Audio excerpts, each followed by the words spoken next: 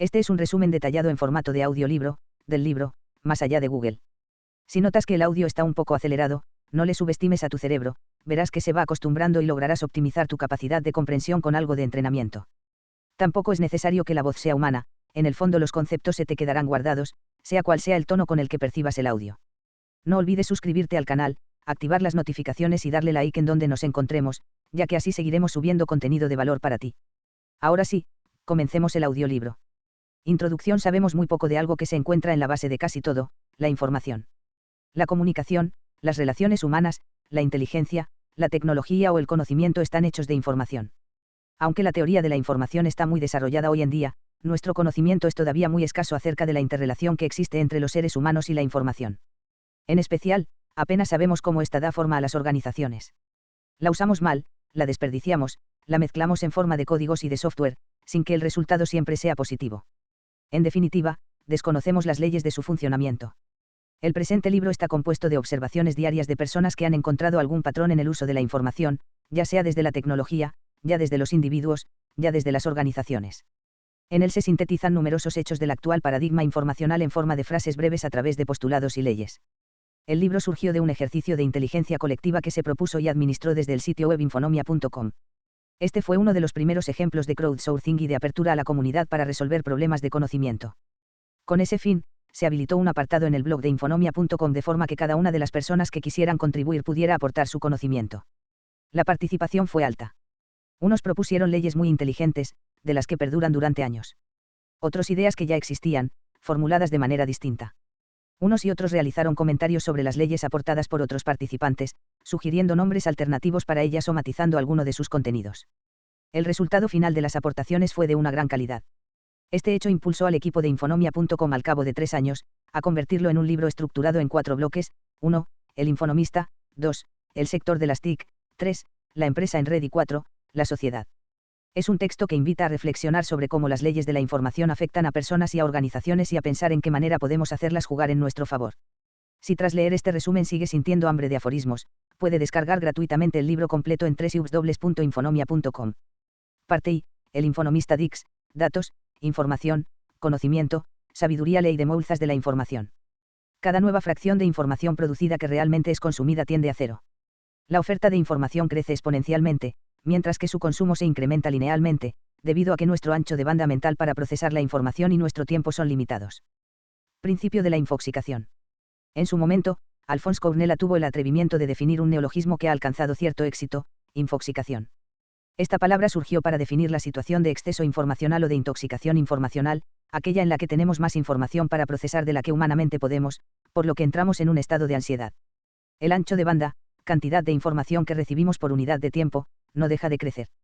Los estímulos que recibimos en forma de correo electrónico, audio, vídeo, teléfono, mensajería instantánea, feeds, etc., crecen de manera descontrolada. Es cada vez más barato enviar un bit a cualquier lugar. Sin embargo, la variable crítica de la información, la atención, es inversamente proporcional al ancho de banda. La cantidad de tiempo que podemos dedicar a cada input es cada vez menor, porque debemos repartir la cantidad finita de tiempo del que disponemos entre más y más elementos de información. La atención es el recurso escaso por excelencia. Una de las posibles soluciones para este problema sería diseñar instrumentos para reducir el ruido informacional que recibimos y aumentar la productividad del tiempo de atención de que disponemos. De hecho, ya contamos con herramientas para hacerlo, pero no las usamos debidamente. Por ejemplo, uno puede usar los lectores de feed para recibir automáticamente lo que se va publicando en las páginas que nos interesan, sin necesidad de acudir a ellas.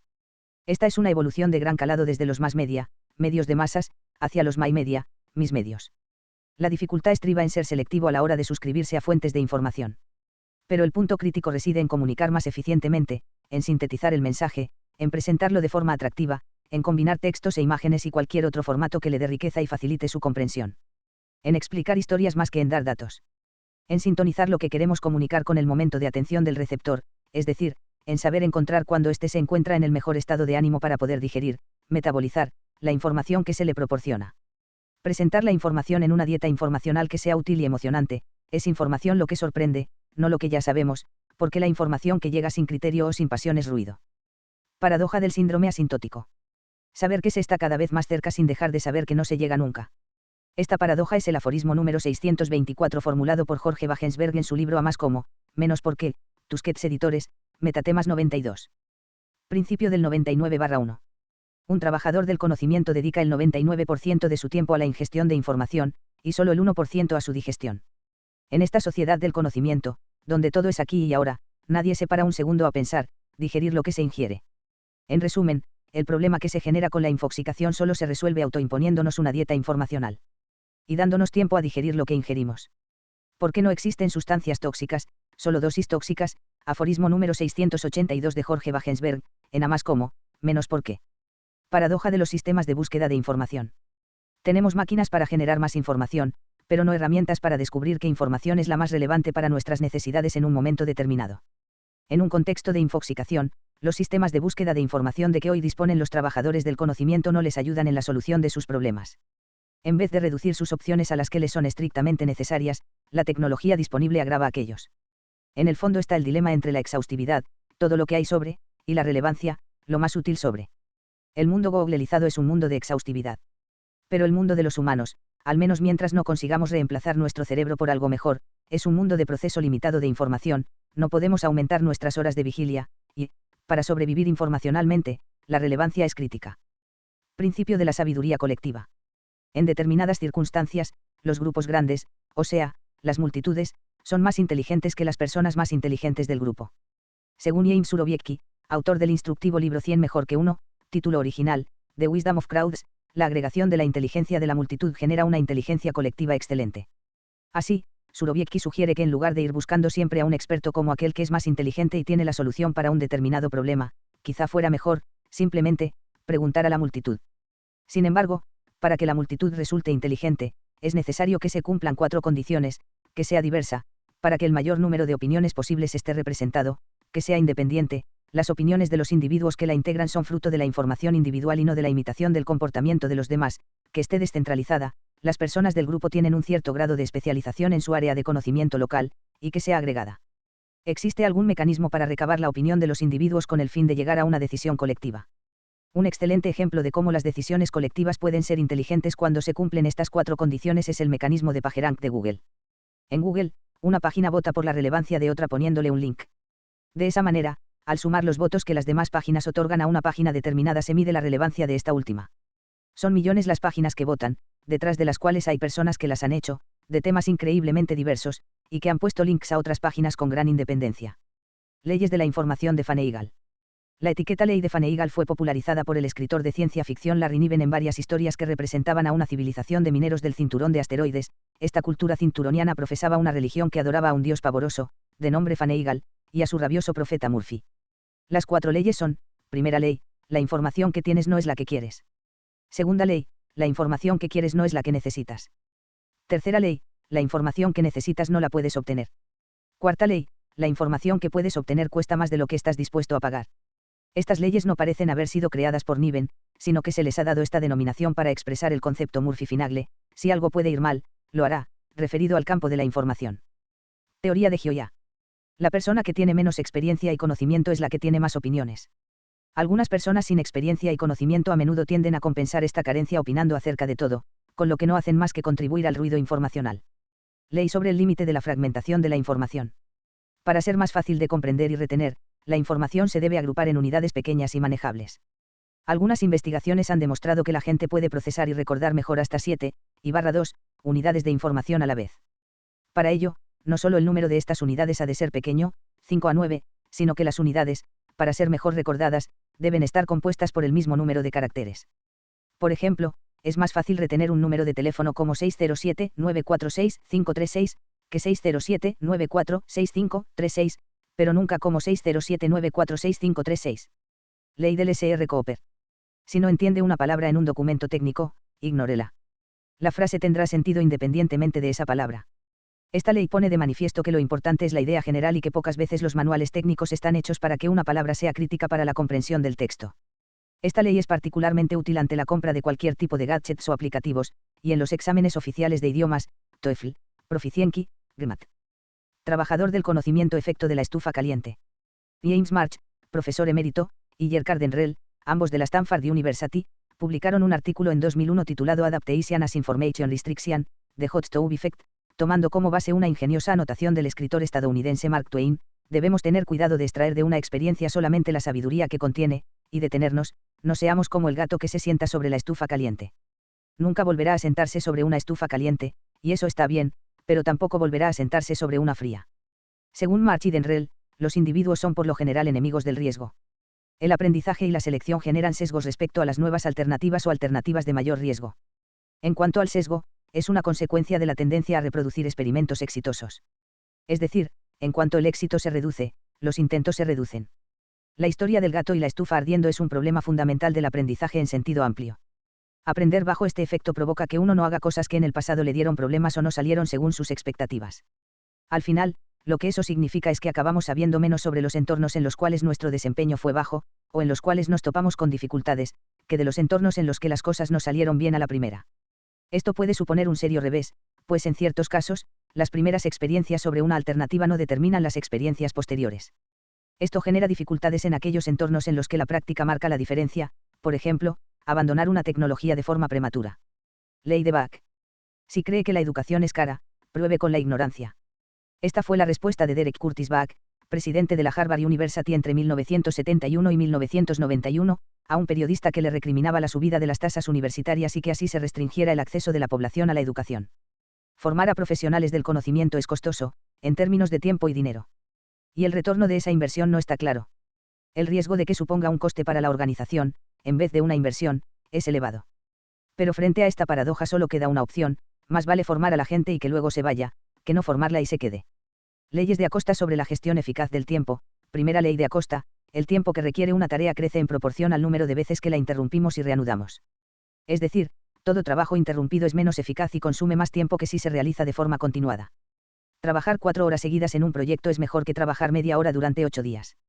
Segunda ley de Acosta: para una tarea corta, siempre se encuentra un minuto. Para una larga, nunca hay tiempo. Es decir, planificar y ejecutar una tarea compleja suele requerir más tiempo que una tarea simple.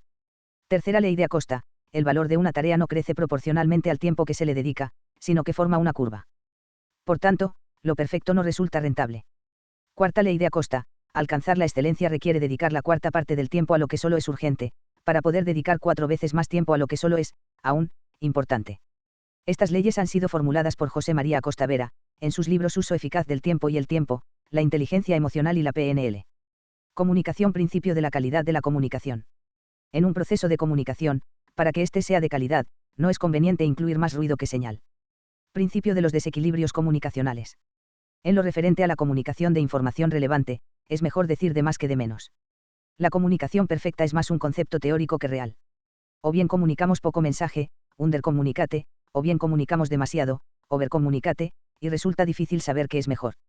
Según la consultora MC-Kinsey y CO, en la comunicación vale más pasarse que quedarse corto.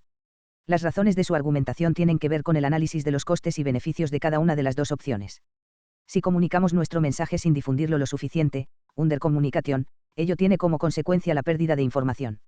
Ocurre a menudo que la falta de información crítica para el desarrollo de un producto, servicio o proyecto, por ejemplo, un departamento de marketing que inicia unas determinadas acciones comerciales sin comunicarlo a su red comercial, la cual se acaba enterando a través del mercado o de los propios clientes, juega en contra de la motivación de aquellos a quienes no se les comunica, se sienten alienados, ajenos a la organización o al equipo de trabajo. Además, no suele haber ninguna ganancia de tiempo asociada, porque casi siempre acaba uno teniendo que comunicar lo que no comunicó, además de tener que soportar el enfado de los ignorados, que a veces genera situaciones de tensión en la propia empresa. El coste, tanto el real como el de oportunidad, de sobrecomunicar, o sea, de decir las cosas aún a riesgo de que el otro ya las sepa, es bajo, a no ser que la sobrecomunicación se lleve a un extremo. El coste marginal de incluir a una persona adicional en el flujo de la comunicación es pequeño, especialmente con las nuevas posibilidades como el correo electrónico, las intranet, etc. Además, los costes de sobrecomunicar son principalmente costes de oportunidad. Cualquier directivo o mando intermedio con responsabilidad sobre equipos tiene que leer esos correos electrónicos y, en el caso de que ya conozcan el mensaje, pierden un tiempo valioso que podrían estar dedicando a aportar valor en cualquier otra tarea.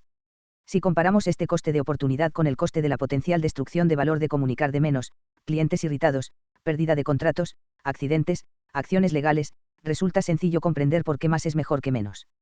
Por supuesto que no todo es perfectamente comunicable, existen aspectos confidenciales o simplemente internos de una organización, pero en la gran mayoría de las situaciones, supone un menor coste que alguien escuche un mensaje repetido que el que alguien no lo oiga. Lo recomendable, por tanto, es que si nos vamos a equivocar, que es lo que ocurre siempre, dado que la comunicación perfecta no existe en la realidad, es preferible que sea por sobrecomunicar. Así lo recogen Ethan Raziel y Paul Friga en su libro DMC Kinsey Mind, McGraw-Hill, 2002. Ley del resentimiento informacional. Si una persona envía un documento o información relevante a otra, de su mismo equipo o de otro equipo dentro de la misma organización, y ésta no le concede los créditos adecuados, es decir, reconocer su aportación, y por extensión, su valía, aquella sufre un proceso de resentimiento informacional consistente en no volver a participar en ese mecanismo de conocimiento. Es decir, deja de enviar asuntos de interés a sus colegas, pasa de ser un compartidor a ser un acumulador de conocimiento. Corolario, para que un sistema de gestión del conocimiento funcione de forma adecuada, ha de reconocer las aportaciones de los miembros de la comunidad.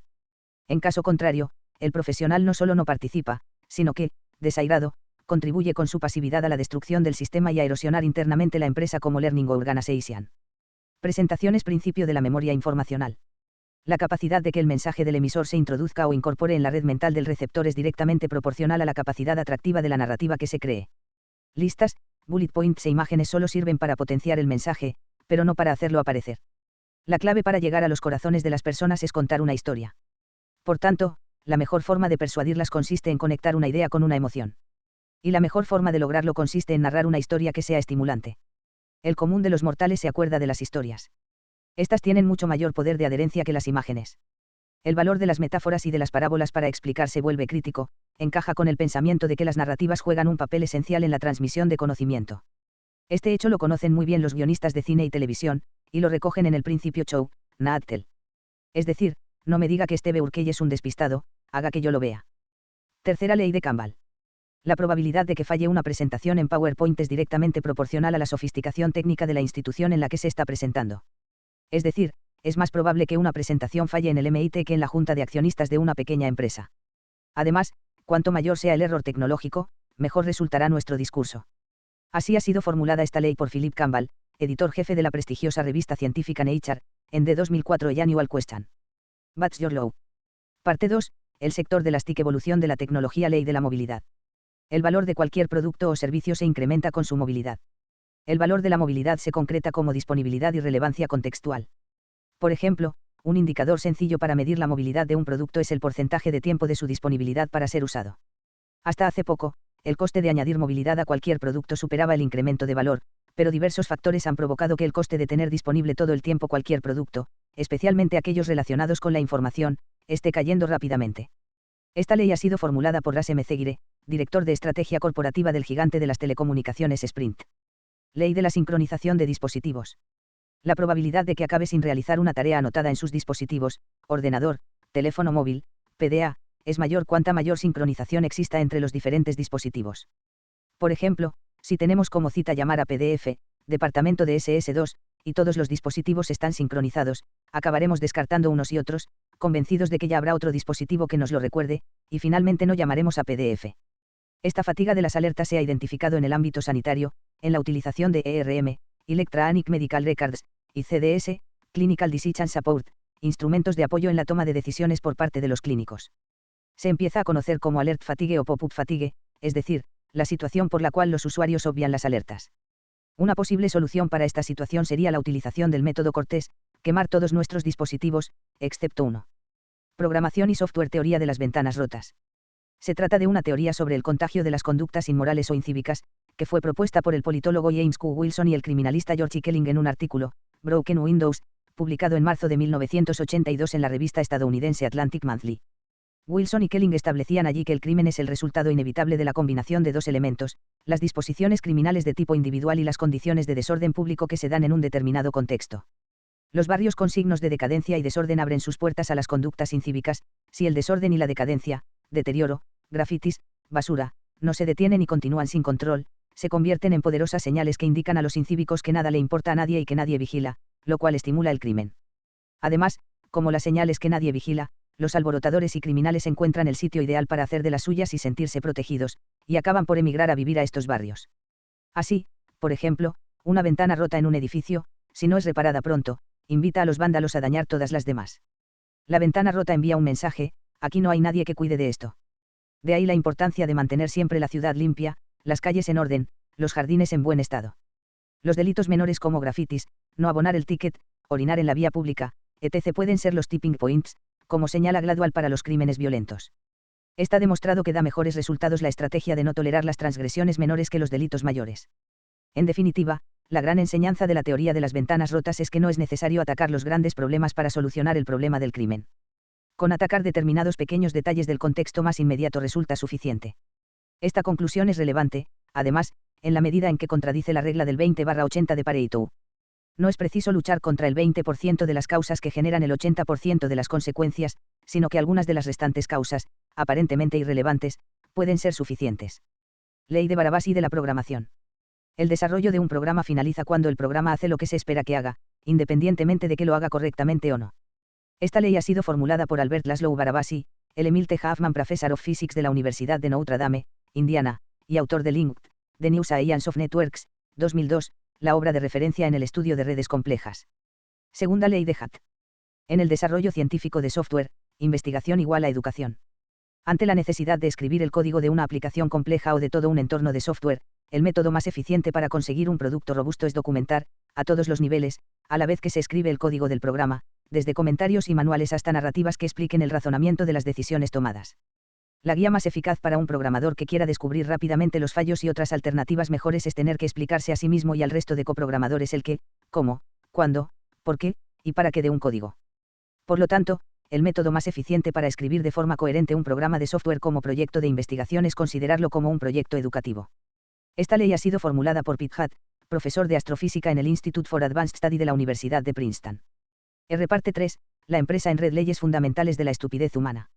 Se trata de 5 leyes formuladas por el historiador económico italiano Carlo Cipolla, 1922-2000, catedrático de Historia Económica en las universidades de Pavía y Berkeley, en Allegro Manon Troppo, 1988. Se trata de uno de los libros más inteligentes y divertidos que se hayan escrito nunca. En su segunda parte aparecen formuladas las 5 leyes. Primera ley fundamental: siempre e inevitablemente cada uno de nosotros subestima el número de individuos estúpidos que circulan por el mundo.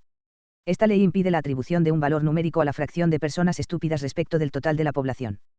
Cualquier estimación numérica resultaría ser una subestimación. Segunda ley fundamental: la probabilidad de que una persona determinada sea estúpida es independiente de cualquier otra característica de esa persona. Una de las frases de Cipolla en su libro es muy elocuente: tengo la firme convicción, avalada por años de observación y experimentación, de que los hombres no son iguales, de que algunos son estúpidos y otros no lo son. Tercera ley fundamental: una persona estúpida es una persona que causa un daño a otra persona o grupo de personas sin obtener, al mismo tiempo, un provecho para sí, o incluso obteniendo un perjuicio.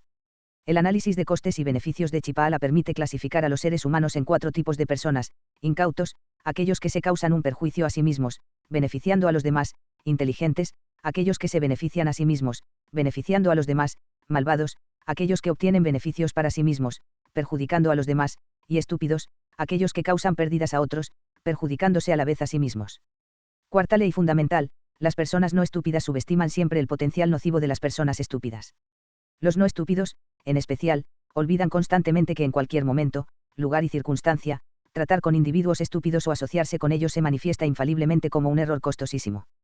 Quinta ley fundamental: la persona estúpida es el tipo de persona más peligroso que existe. El estúpido es más peligroso que el malvado. Las investigaciones de Cipolla le hacen asegurar que el coeficiente de estupidez es una constante histórica. El hecho de que unas sociedades prosperen y otras entren en decadencia depende exclusivamente de la capacidad de los individuos inteligentes para mantener a raya a los estúpidos. En las sociedades en decadencia, el porcentaje de individuos estúpidos sigue siendo igual al coeficiente de estupidez. Sin embargo, Cipolla observa en el resto de la población, sobre todo entre los individuos que están en el poder, una alarmante proliferación de malvados con un elevado porcentaje de estupidez. Redes: las 3 reglas de las epidemias, o reglas del Tipping Point. The Tipping Point, 2000, es un libro sobre el cambio en el cual Malcolm Gladwell propone una nueva forma de entender por qué los cambios surgen como lo hacen, de forma tan rápida e inesperada. La idea de Gladwell es que ideas, comportamientos, mensajes, productos, se expanden exactamente igual que un virus. Gladwell las denomina epidemias sociales. El tipping point es ese punto en una epidemia en el cual todo cambia en el mismo momento. Es el punto de ebullición, en el que se consigue una masa crítica y se alcanza el umbral, la gota que colma el vaso. Y esos cambios son cambios en el margen, pequeños cambios incrementals, no grandes cambios. Todas las epidemias tienen tipping points. Solo es necesario un cambio casi insignificante. Las epidemias son una función de A, la agente que transmite el agente infeccioso; B, el agente infeccioso en sí mismo; y C, el entorno en el cual el agente infeccioso está operando. Estos 3 elementos se concretan en las 3 reglas de las epidemias: la regla de unos pocos, the law of the few, el factor pegamento, The Stickiness Factor, el poder del contexto, The Power of Context, la regla de unos pocos. El éxito de cualquier tipo de epidemia social se debe a la implicación de un perfil de gente con unas particulares características sociales. Las epidemias sociales son una función de a cuánta gente llega el mensaje. Por tanto, el mensajero es importante porque es quien logra expandir el mensaje. Si sabemos llegar a los agentes clave de la red, no necesitamos a los más media. El boca a boca es algo que generan tres tipos psicológicos especiales: los conectores, connectors, los Maven, los vendedores, salesman. Los conectores son ese tipo de personas que conoce a muchísima gente, en muchos ámbitos diferenciados. Los conectores no son importantes solo por el elevado número de personas que conocen, sino por el tipo de personas que conocen, pertenecen a mundos muy distintos. Los Maven son esas personas que tienen un gran conocimiento sobre determinadas cosas. El origen de la palabra Maven es yiddish, idioma en el que significa, literalmente, aquel que acumula sabiduría. Los Maven son gente que sabe mucho sobre diferentes productos, o precios o lugares. Son ese tipo de individuos que nos ayuda a tomar nuestras decisiones sobre productos o servicios, porque ellos mismos ya han procesado esa información. Los vendedores, salesman, son el tercer grupo importante en las epidemias. Son individuos con una gran capacidad de empatía, de contagio emocional y habilidades de persuasión.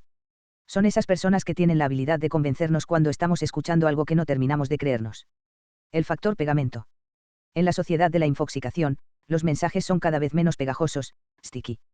Somos acribillados con miles de mensajes a diario, pero son muy pocos los que recordamos, los que entran por un oído y salen por otro.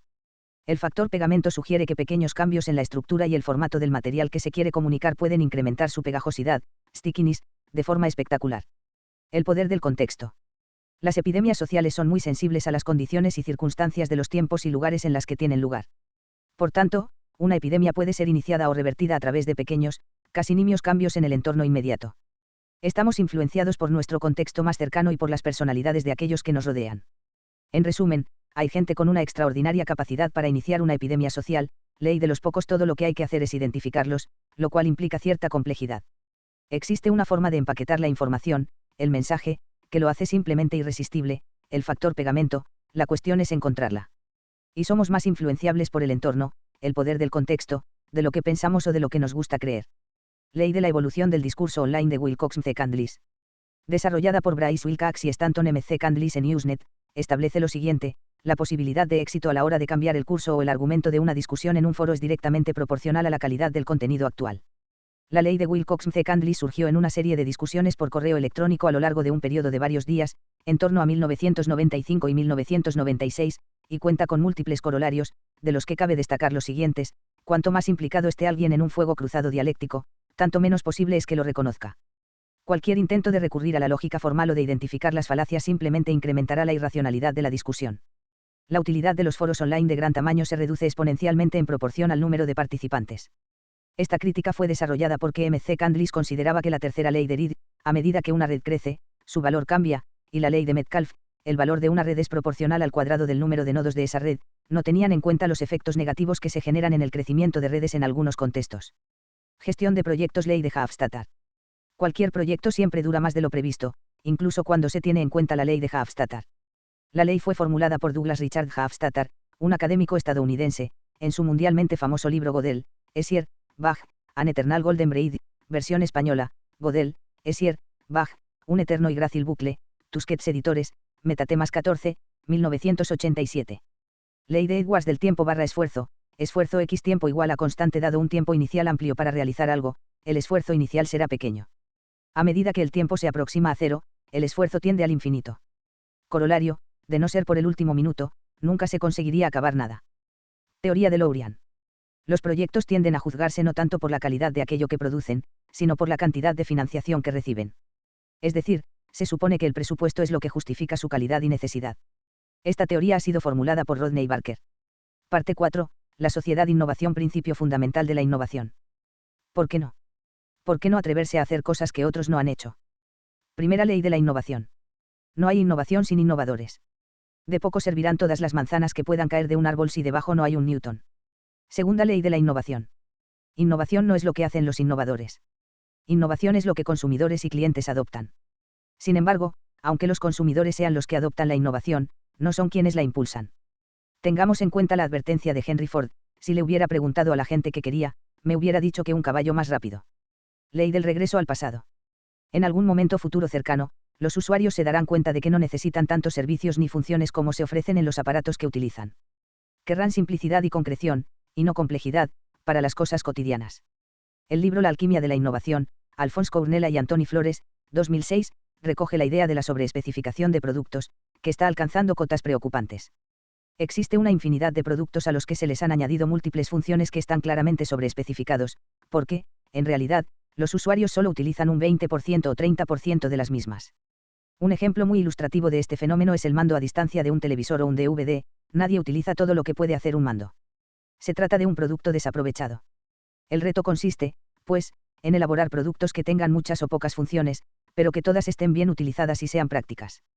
Corolario, o los aparatos se hacen más sencillos de utilizar, o surgirán líneas de producción para aparatos que ofrezcan menos servicios, pero más simplicidad y sencillez. Será como una vuelta al pasado, a los orígenes de los objetos y los aparatos. Es decir, surgirán coches sin tanta tecnología incorporada, televisiones sin tantos botones o DVD sin tantas posibilidades. Ley de las buenas ideas. La manera de tener una buena idea es tener muchas ideas. O lo que es lo mismo, para tener una buena idea, hay que tener muchas malas. Esta ley ha sido formulada por Linus Pauling, 1901-1994, químico estadounidense, Premio Nobel de Química en 1954 y Premio Nobel de la Paz en 1962, y es la base de la técnica de brainstorming o tormenta de ideas. La teoría de la larga cola, de long tail. Nuestra cultura y economía están mostrando cada vez menos interés en el número relativamente pequeño de éxitos comerciales, productos y mercados convencionales, que se encuentran a la cabeza, el extremo superior de la curva de la demanda, y se están desplazando hacia un número enorme de nichos en la larga cola de esa curva. En consecuencia, nuestra economía se está desplazando desde los mercados de masas hacia los millones de nichos. Y esto tiene múltiples implicaciones cuyo impacto es todavía desconocido. Este cambio supone un desafío a las formas de producir, distribuir y vender productos por parte de las empresas, porque han de crear formas para generar negocio en un contexto basado en nichos. Esta ley ha sido formulada por Chris Anderson, editor jefe de Wired Magazine, en su libro The Long Tail Why the Future of Business is Selling Less to More, la economía long tail de los mercados de masas al triunfo de lo minoritario.